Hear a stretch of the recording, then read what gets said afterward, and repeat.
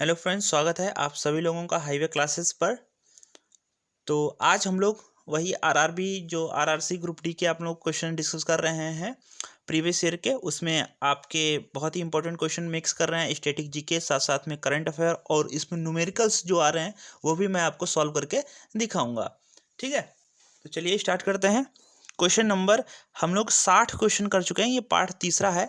तो ये तीसरे पार्ट्स में आप लोगों को अगला क्वेश्चन हम लोग 90 तक इसमें सॉल्व करेंगे। ठीक है, तो देखते हैं। जैसे लिखा हुआ है कि 25 डिग्री सेंटीग्रेड पर विभिन्न माध्यमों में ध्वनि की चाल के बारे में निम्नलिखित में से कौन सा कथन सत्य या गलत है, मतलब सही या गलत है। तो देखो, ऑक्सीजन गैस में ध्वनि की चाल 316 मीटर पर सेकंड होती है, लगभग बात बिल्कुल सही है। अगला, जल विद्युत में जल जो आसुत वाला है, ध्वनि की चाल 1498 मीटर पर सेकंड होती है, ये भी बिल्कुल बात सही है। तो दोनों के दोनों हमारे कथन सही रहेंगे, यहाँ पर ध्यान में रखिएगा। और एक बात है कि अगर आप 1 डिग्री सेंटीग्रेड ताप बढ़ाओगे, कितना, अगर आप 1 डिग्री सेंटीग्रेड ताप बढ़ाओगे तो जो ध्वनि की चाल है वो 0.61 मीटर पर सेकंड बढ़ेगी। ठीक है, ये आप ध्यान रख सकते हो। एक रिलेशन भी होता है ताप और चाल में। तो देखो, V1/V2 बराबर T1/T2, लेकिन साथ साथ में इसका अंडर रूट करना है, ये ध्यान रखना है। क्या, V1 ये रिलेशन है कि अगर कहीं पर रोमेल जो है आ जाए V1/V2 इक्वल टू T1/T2, साथ साथ में इसका अंडर रूट कर देना है, ये चीज़ आप ध्यान रखना। ठीक है, अगला क्वेश्चन देखो 163। निम्नलिखित में से कौन यह बताता है कि तत्वों के गुण उनके परमाणु संख्या का आवर्धिक कार्य है। तो जो परमाणु संख्या, जब कभी भी परमाणु संख्या आ जाए तो आप मोजले को याद करो, क्योंकि मोजले ने ही इस विशेष नियम की खोज की थी।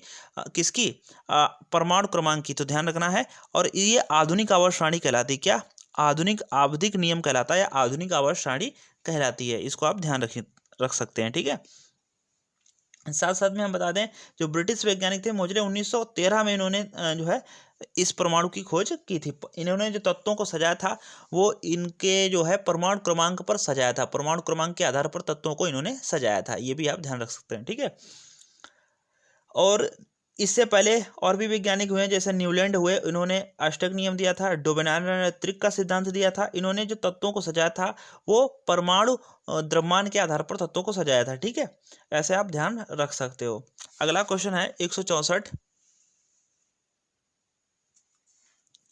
निम्नलिखित में से कौन सी घटना द्वारा पौधे केवल एक जनक रोग मुक्त रूप में उगाया जा सकता है। तो इसका राइट जो आंसर हो जाएगा वो हो जाएगा ऊतक संवर्धन द्वारा। ठीक है, ऊतक संवर्धन घटना द्वारा पौधे को केवल एक जनक द्वारा रोग रूप में उगाया जा सकता है। ठीक है, ये ध्यान रख सकते हो। और एक क्वेश्चन हम आपको यहाँ पर बता दें कि अगर आपसे पूछा जाए कि पौधे खाना जो है अब किस माध्यम से लेते हैं, तो ध्यान रखना फ्लोएम। क्या, फ्लोएम ध्यान रखेंगे। और अगर पूछा जाए पौधे जल किस माध्यम से लेते हैं, तो फिर जाइलम ध्यान रखना है। ठीक है, तो याद रखना भी बड़ा आसान है, जे से जाइलम, क्योंकि जल होता है जे से जाइलम, और फूड से एफ होता है फ्लोएम, यानी कि फूड से एफ हो गया। ठीक है, तो बड़े आसानी से आप याद भी रख सकते हो। अगला क्वेश्चन नहीं पढ़ना है 100%, क्योंकि ये जो है करंट अफेयर है 2017 की, तो वो अपने काम की नहीं है। क्वेश्चन नंबर हम लोग 166 पढ़ेंगे।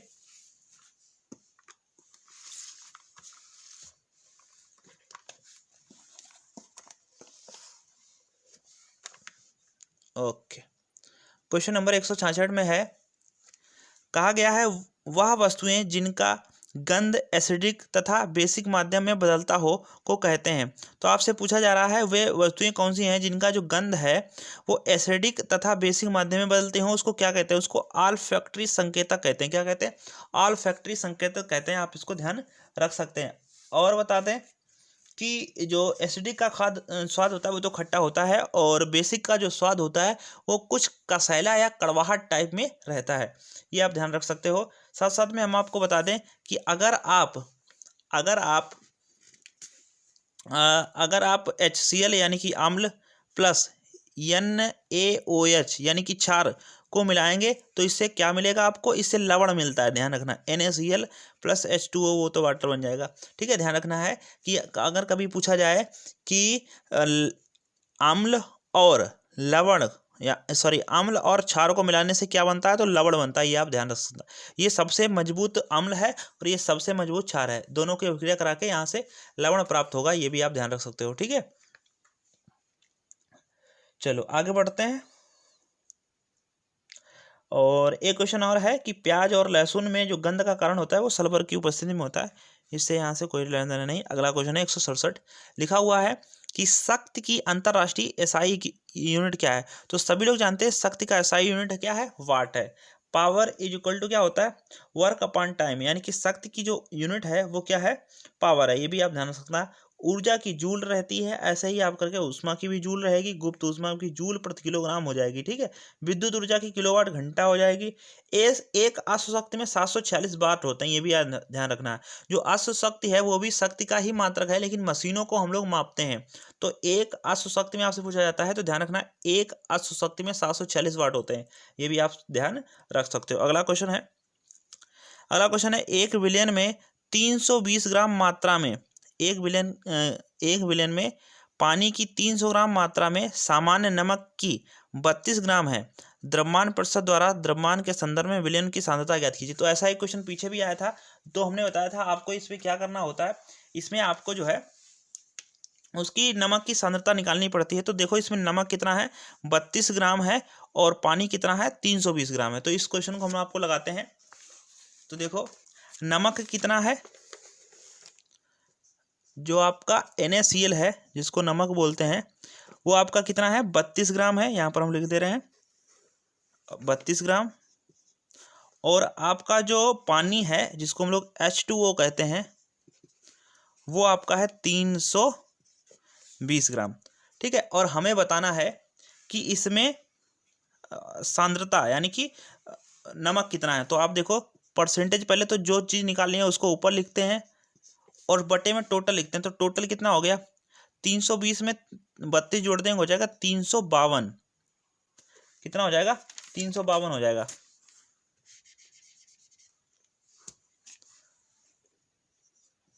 तीन सौ बावन गुणे में लगाएंगे 100 परसेंटेज के लिए, ठीक है। अब हम लोग इसको कट कर लेंगे।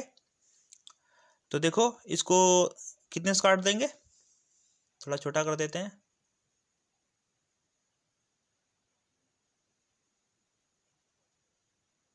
ठीक है। तो देखो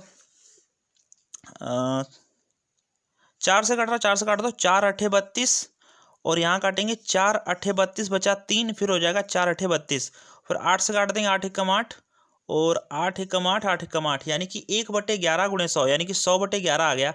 और जब आप लोग 100/11 को सॉल्व करेंगे तो 11 नेम 99 यानी कि 9 दशमलव करके आएगा, कितना आएगा, 9 दशमलव करके वैल्यू आ जाएगी आपकी,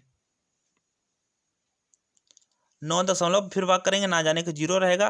तो ऐसे 9 दशमलव आप देख लीजिए ऑप्शन इसमें कौन सा है, 9.09, तो परसेंटेज में साथ साथ में आएगा। तो इसको मिटा देते हैं, 9 दशमलव ऐसा करके आएगा, तो ये हटा देते हैं। अगला क्वेश्चन लगाते हैं। चलो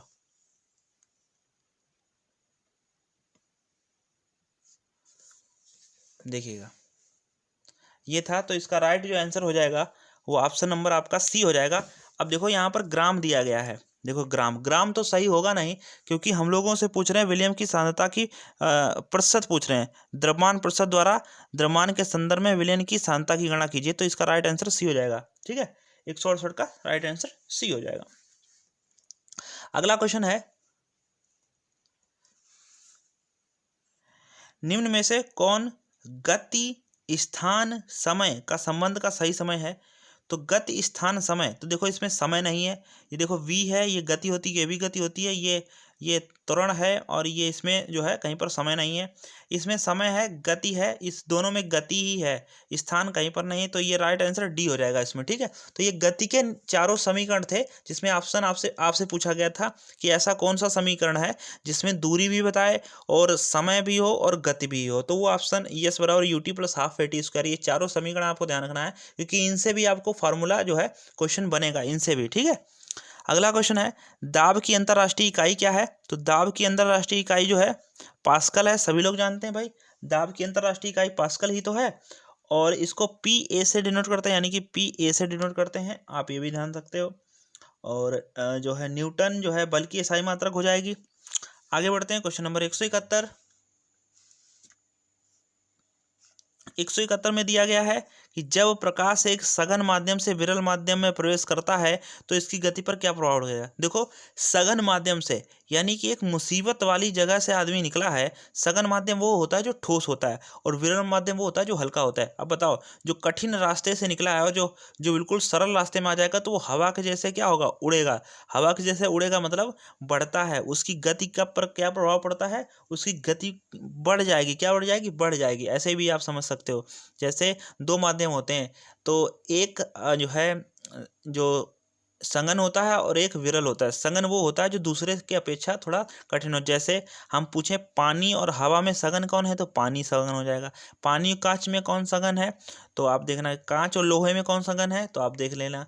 कांच और लोहे में जैसे जो ज़्यादा सघन है, जैसे लोहा ज़्यादा सघन है, ऐसे करके, ठीक है। चलो 172 में देखेंगे, क्वेश्चन नंबर 172। ये आपको पढ़ना नहीं क्योंकि ये 2017 की करंट अफेयर है, तो इसको आपको लेना देना नहीं है। अगला है, तो इसको मैं छुपा लूंगा, बाकी जो क्वेश्चन आपसे पढ़वाऊंगा वही ठीक रहेगा, ऐसे सही नहीं। तो इसको मैं छिपा लेता हूँ, ठीक है, तो बढ़िया रहेगा। ठीक है, अब सही है। आपसे पूछा गया है कि लोदी वंश का संस्थापक कौन सा, यानी कि डैश लोदी वंश का संस्थापक था। तो भाई बताना है इसमें से लोदी वंश का संस्थापक कौन था। तो आप जानते हैं कि लोदी वंश का संस्थापक कौन था, बहलोल लोदी। क्या इसका राइट आंसर हो जाएगा? बहलोल लोदी। और जो इब्राहिम लोदी था ये तो सबसे अंतिम था, तो इसका राइट आंसर ही तो हो जाएगा बहलोल लोदी हो जाएगा, ठीक है, ध्यान रखना। और अंतिम शासन पूछें तो बहलोल लोदी हो जाएगा इसका राइट आंसर। लोदी वंश की स्थापना 1451 में हुई थी। कितने में? 1451 में हुई थी लोदी वंश की स्थापना, और 1526 तक चला था। और दिल्ली वंश का ये अंतिम जो है, आप मान सकते हो दिल्ली वंश का अंतिम वंश था, दिल्ली सल्तनत का अंतिम वंश था। और भारत, और ये अफगान साम्राज्य का प्रथम था, ये प्रथम अफगान जो है शासन करने वाला था। ये भी आप ध्यान रख सकते हो, ठीक है। इसके बारे में आप ध्यान रख सकते हो। और इब्राहिम लोदी की जो लड़ाई हुई थी वो बाबर से हुई थी, और बाबर से ये हार गए थे, इसीलिए ये सब उनको छोड़ना पड़ गया। और फिर बाबर ने इधर जो है नींव रखी मुगल वंश की, ठीक है। अगला क्वेश्चन है, एक डायमंड में प्रत्येक कार्बन परमाणु के कितने बंध होते हैं? तो ध्यान रखना, जो डायमंड है उसकी चतुष्फलकीय रचना होती है और कार्बन के रूप होते हैं, तो 4 अन्य कार्बन परमाणु होते हैं। ऑप्शन नंबर डी हो जाएगा, ठीक है। ऑप्शन नंबर कौन सा सही हो जाएगा? डी हो जाएगा। इतना आप ध्यान रख सकते हो। कार्बन की जो संरचना होती है वो चतुष्फलकीय होती है। कैसी होती है? चतुष्फलकीय होती है। ये भी आप ध्यान रख सकते हो, ठीक है। और कार्बन के ही सबसे ज़्यादा जो है जो यौगिक पाए जाते हैं, कार्बन के 5 लाख लगभग में रहते हैं, मतलब सबसे ज़्यादा कार्बन का ही है। जो भी चीज़ें आप देख रहे हैं वो सब ज़्यादातर कार्बन की ही हैं, ठीक है। चलो अगला क्वेश्चन देखो। अगला है, एल्युमिनियम धातु केवल निम्नलिखित द्वारा निष्कासित की जाती है। तो इलेक्ट्रोलिज यानी कि विद्युत, ध्यान रखना है, जो एल्युमिनियम धातु है वो सिर्फ जो है विद्युत निष्कासन द्वारा, विद्युत अपघटन से जो है प्राप्त होती है, जिसको हम लोग इलेक्ट्रोलीज कहते हैं, ठीक है। और एल्युमिनियम जो धातु का जो मुख्य अयस्क है वो आप सभी लोग जानते हैं, बॉक्साइट है। क्या है? एल्युमिनियम धातु का जो मुख्य अयस्क है वो बॉक्साइट होता है। ये भी आप ध्यान रखना है। काफ़ी बार यही क्वेश्चन पूछा गया है कि एल्युमिनियम धातु का अयस्क क्या है, तो बॉक्साइट रहता है यहाँ पर। अगला क्वेश्चन है 176। कहा गया है कि एक इलेक्ट्रिक हीटर के टर्मिनलों के बीच विभवांतर 60 वोल्ट है। जब यह स्रोत 4 एम्पीयर के धारा से जोड़ा जाता है तो विभवांतर बढ़कर 172.5 वोल्ट हो जाता है। तो हीटर द्वारा प्राप्त की जाने वाली धारा क्या होगी? तो ये क्वेश्चन कई सेट में आ चुका है, तो आपको इसको खासकर ध्यान रखना है। और इसमें वही ओम का ही नियम लग रहा है। तो ओम का नियम क्या है वो हम बता देते हैं। तो V1/I1 बराबर V2/I2। तो देखो क्या क्या दिया गया है हमको, वो हम लोग यहाँ पर पुट कर लेते हैं। तो देखो हमको दे रखा है, सबसे पहले 60 वोल्ट दिए रखा है, तो हम लोग 60 वोल्ट रख लेंगे। बटे में आई का मान है 4 एम्पियर, 4 रख देंगे, और साथ साथ में आपको V2 की वैल्यू दी गई है 172.5 बटे में I2 की वैल्यू आपसे पूछ रहे हैं। तो इसका आंसर आप लोग कर लीजिएगा, क्योंकि इसका कई बार हम लोग आंसर कर चुके हैं, इसमें कोई दिक्कत वाली बात नहीं है। ठीक है, इसका राइट आंसर आप कर लेना। जैसे यहाँ 4 से काट देना है, 15 आ जाएगा, चलो काट ही देते हैं, और 15 एकम 15, ठीक है, और यहाँ बचे कितना है, 2 हो गए 22, फिर हो गया 15 एकम 15, मतलब 11 करके आएगा, तो 11 करके एक ही ऑप्शन है, वो ऑप्शन है सी। ठीक है, इसका राइट आंसर हो जाएगा सी। अगला क्वेश्चन देखिए, अगला क्वेश्चन है कि 2017 में, तो 2017 की करंट है, इससे कोई लेना देना नहीं है। 178 देखिए, निम्न में से कौन सी नोबेल गैस नहीं है, तो नोबेल गैस नहीं है तो जेनॉन, आर्गन, क्लोरीन, क्लोरीन नहीं है, और ये क्या है, ओगोनस्थी, ये तो कुछ गलत है लिखा गया है। ठीक है, तो ध्यान रखना, इसमें क्लोरीन जो है नोबेल गैस नहीं है, ये आप ध्यान रख सकते हो। जो गैस हैं, जो नोबेल गैस नहीं है, वो हम आपको बता दें कौन कौन सी नोबेल गैस नहीं है। ये जो क्लोरीन है, ये क्लोरीन किस तत्व से है, तो ये क्लोरीन जो है 17 वाले ग्रुप से है। इसके फिर इसको हैलोजन समूह कहते हैं। इसकी एक ट्रिक आपको बताई गई, अगर याद हो तो, हमें याद है इसको, इसकी जो ट्रिक थी वो, फिर कल बारात आई अतुल सर के घर। ठीक है, तो ऐसे भी याद रख सकते हो। फिर से हो जाएगा फ्लोरीन, क्लोरीन, ब्रोमीन, आयोडीन, और ये 80 से कुछ है, आप ध्यान रखते हो, 80 एटसेरम करके कुछ है। तो ये तत्व हैं, हेलोजन ग्रुप कहते हैं इनको, इसको क्या कहते हैं, हेलोजन ग्रुप कहते हैं। फिर कल बारात आई, ठीक है, 80 भी है। ठीक है, और ये जो है हीना, नीना और करीना, ये एक था हीलियम, नियान, आर्गन, हीरा, नीना और करीना, यानी कि के आर हो जाएगा जिनॉन, जिनॉन जो हो जाएगा जी, जिनॉन, और जो है रानी, आर हो जाएगा RN। ठीक है, तो इनको कहते हैं, ये टोटल 1 2 3 4 5 6 तक हैं, 2 2 4 2 6, मतलब हीना, नीना और करीना जिनॉन की रानी। ठीक है, इसको आप ध्यान रख सकते हो। तो ये भी था, ये मिटा देते हैं। तो ये किसके थे, तो ये थे जो है जीरो ग्रुप, इसको जीरो ग्रुप भी कहते हैं। ठीक है, इसको क्या कहते हैं, इसको जीरो ग्रुप भी कहते हैं, आप इसको भी ध्यान रख सकते हो, जीरो ग्रुप इसको कहा जाता है। और इसको शून्य वर्ग भी कहते हैं, किसको, जो है नोबेल गैस को। ठीक है, तो नोबेल गैस को क्या कहते हैं, शून्य वर्ग भी कहते हैं। अगला है कि भारत की पहली बुलेट ट्रेन किसके बीच चलाई गई है। तो ध्यान रखना है, भारत की जो पहली ट्रेन है वो अहमदाबाद और मुंबई के बीच में चलाई गई है। ठीक है, अगला क्वेश्चन देख लेते हैं। तो ये ध्यान रखना है, अहमदाबाद और मुंबई के बीच में चलाई गई। Question number 180।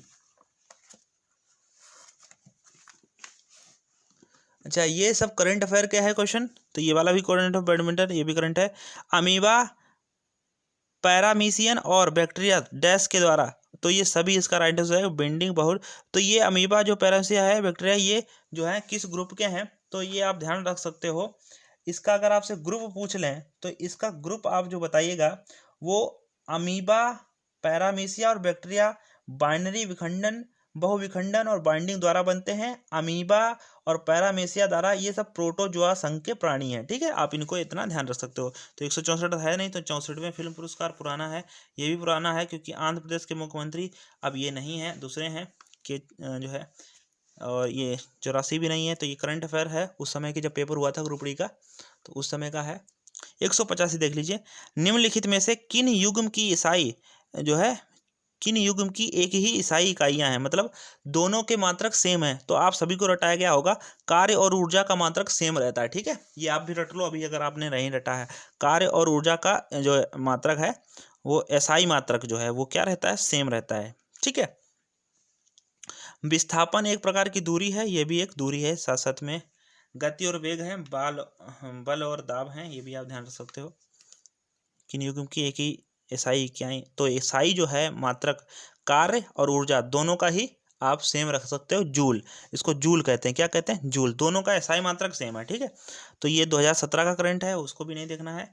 187 देख लो, 4 मीटर पर सेकेंड के एक समान वेग के साथ चलने वाली एक वस्तु 120 जूल की गति ऊर्जा होती है, द्रव्यमान ज्ञात कीजिए। तो ये के बराबर हाफ एम बी स्क्वायर से लग जाएगा।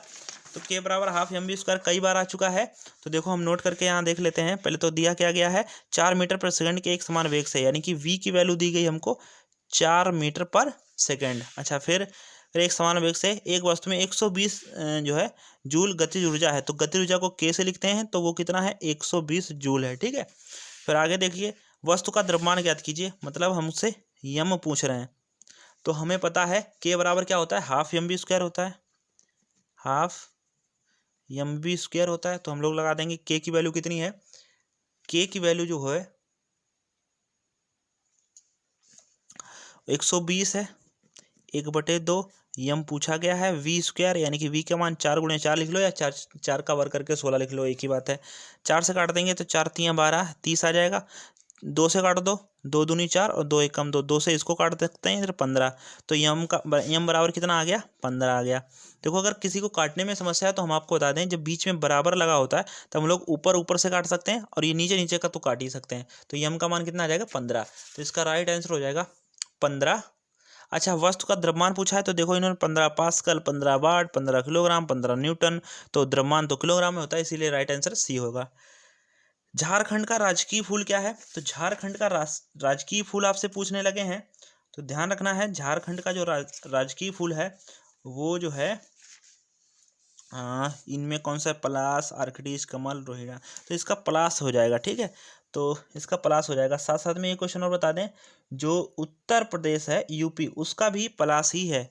यूपी का भी जो राजकीय फूल है वो पलाश है। हम लोग जानते हैं राष्ट्रीय फूल तो अपना जो है कमल है राष्ट्रीय, लेकिन राजकीय सबका अलग अलग है। जैसे उड़ीसा का कमल है, असम का फोक्सटेल आर्किडिस है, उत्तर प्रदेश का पलाश है, तमिलनाडु का कंगल है, बिहार का कचनार है, राजस्थान का रोहिड़ा है, महाराष्ट्र का जरूल है, ऐसे करके हैं सबके अलग अलग। तो उसमें यूपी और झारखंड देखना पलाश ही रहेगा। ठीक है, अगला क्वेश्चन, एक तत्व में नाभिक में 10 प्रोटॉन और 17 न्यूट्रॉन उपस्थित हैं, तो इसका द्रव्यमान संख्या क्या होगी। तो देखो, ये प्रोटॉन दिया गया है और न्यूट्रॉन दिया गया है, तो आपसे पूछ रहे हैं द्रव्यमान संख्या क्या होगी। तो ध्यान रखना है, जो द्रव्यमान संख्या होती है उसको ए द्वारा सूचित करते हैं, और ए बराबर होता है एन और एन प्लस पी, यानी कि बता देते हैं, इसको हम लोग ए से लिखते हैं। ए बराबर होता है एन प्लस पी, यानी कि जो द्रव्यमान होता है वो न्यूट्रॉन प्लस प्रोटॉन का योग होता है। तो देखो, आपसे नाभिक में 10 प्रोटॉन है, यानी कि पी की वैल्यू आपको दी गई है 10, तो यहाँ 10 लिख सकते हैं। और न्यूट्रॉन कितने हैं, 17, यानी कि परमाणु जो है द्रव्यमान पूछ रहे हैं, तो 10 और 17 27। तो इसका राइट आंसर क्या हो जाएगा, 27। तो यहाँ पर ए ऑप्शन सही हो जाएगा। अगला क्वेश्चन है, एक एल्यूमिनियम का परमाणु द्रव्यमान 27 है, यानी कि यम 27 है। ठीक है, यम 27 है, और 21 ग्राम एल्यूमिनियम के मौजूद मोल की संख्या क्या होगी। 21 ग्राम में एल्यूमिनियम में मौजूद मोल की संख्या क्या होगी। तो ये मोल की संख्या का फार्मूला तुम याद कर लो पहले। तो मोल की संख्या का फार्मूला क्या होता है, तो हम बता दें आपको। तो आपसे अगर पूछ लें कि एक मोल में जो है मोलों की संख्या क्या होगी, तो पहले मोलों की संख्या का फार्मूला ध्यान रख लो। मोलों की संख्या कैसे निकालोगे, मोलों की संख्या, दिया गया द्रव्यमान, ध्यान रखना, दिया गया द्रव्यमान, यानी कि दिया गया द्रव्यमान बटे दिया गया द्रव्यमान बटे में लिखना है मोलर द्रव्यमान, मोलर द्रव्यमान। तो देखो, इसमें क्या क्या दिया गया है, इन्होंने दिया है एल्यूमिनियम परमाणु द्रव्यमान 27 है, और 21 ग्राम एल्यूमिनियम में मौजूद मोल की संख्या। तो 21 ग्राम यानी कि मोलर द्रव्यमान कितना है, 21 ग्राम एल्यूमिनियम में मौजूद मोल की संख्या। तो 81 जो है, सॉरी ऊपर लिखेंगे, 21 कह रहे होंगे अगर धोखे, तो 27 बटे में आ जाएगा, कितना 27। तो 27 × 81 हो जाएगा। तो मोलों की संख्या कितनी हो जाएगी, 3, इसका राइट आंसर हो जाएगा 3। ठीक है, 3 इसका राइट आंसर होगा। अच्छे से देख लो यहाँ पर फिर से। तो ये 81 जो है, ये बटे में 27, 27 × 81 होता है, तो इसकी राइट आंसर हो जाएगा सी। ठीक है, और बता दें कि एक मोल में तो ध्यान रखना है, एक मोल में आपसे पूछा जाता है क्या होता है एक मोल में। मोल जो है दरअसल वो किसी पदार्थ के परमाणु या अणु अथवा आयन की निश्चित संख्या को व्यक्त करते हैं। तो इसका जो मान होता है 6.022 × 10⁻³ लिख देते हैं। एक मोल वाला 6.0 जो है 22 × 10⁻23 जो है होता है, ध्यान रखना है यह संख्या। और इसे एवोगैड्रो संख्या भी कहते हैं। अगर एवोगैड्रो संख्या का पूछे तो ये भी आंसर हो जाएगा, इसे एवोगैड्रो संख्या भी कहते हैं। तो ठीक है, आपके 30 क्वेश्चन हो गए लगभग में, 90 से रखते हैं, तो 90 से फिर आगे 91 कल बढ़ेंगे। थैंक यू, मिलते हैं नेक्स्ट लेक्चर में, ठीक है।